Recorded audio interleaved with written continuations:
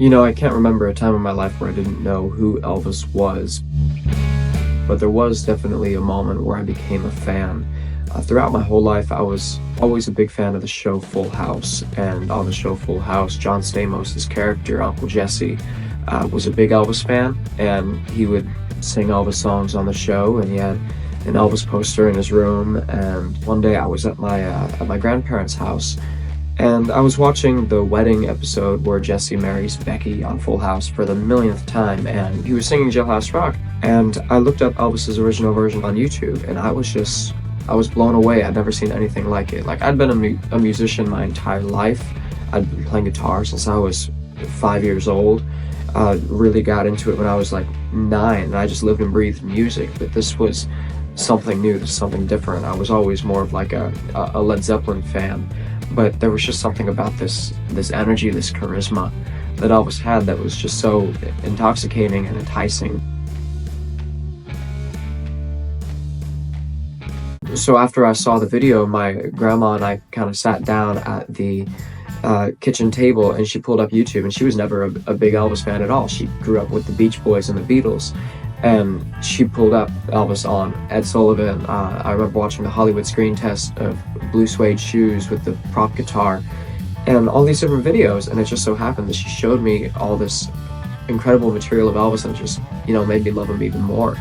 And that night, when I got home, I grabbed a Walmart mic stand that I had, no microphone, but a mic stand, and I put on a leather jacket that I had in my closet, and I just started to, imitate, but I wasn't completely obsessed yet until probably a year later. At this point, I'm 13.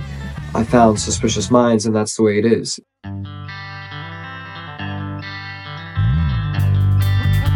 I had never seen anything like that. Like, this was a whole new level of magic compared to what I'd seen a year earlier with Jailhouse Rock. And from that moment on, like, I was convinced that I was going to start in high school, like, get all the band kids together, like all the orchestra kids together, and create this Vegas show. And of course I was playing at nursing homes, but I mean, here we are now, and I'm really building that show that I at first envisioned when I was 13 years old.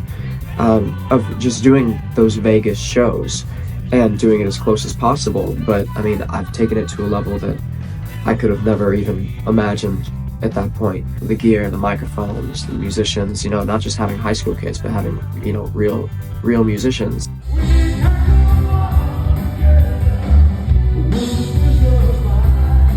I've never been satisfied with the level that I'm at when it comes to the authenticity. It needs to keep getting better and better and better, because once you're satisfied, you just become complacent with an okay Elvis show.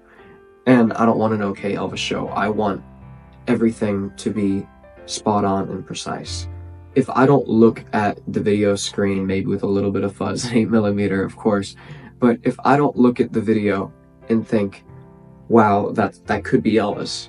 Like, there's no differences. There's not a single thing on stage is out of place, which is why I'm such a gear nerd now, to locate all of this stuff and to recreate it. I'm buying all these amps, like thousands and thousands of dollars worth of amps, and I could just, sit back and take a nice payday and have a big stack of Benjamins in my pocket, but no thank you. I'd rather build a better show, and that's what I'm always going to do, is build a better show.